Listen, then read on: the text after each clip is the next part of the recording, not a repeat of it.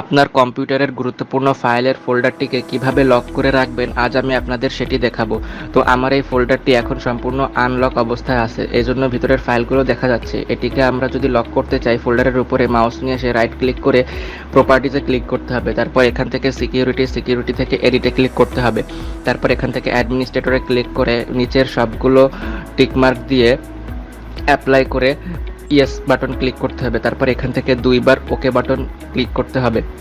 তারপর দেখুন আমার ফোল্ডারটি সম্পূর্ণরূপে লক অবস্থায় চলে এসেছে।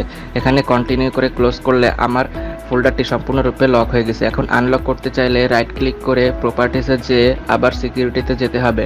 তারপর এডিটে ক্লিক করে আবার অ্যাডমিনিস্ট্রেটরে ক্লিক করতে হবে। তারপর এখান থেকে সবকটি টিক মার্ক উঠিয়ে দিতে হবে, একটিও যেন বাদ না থাকে।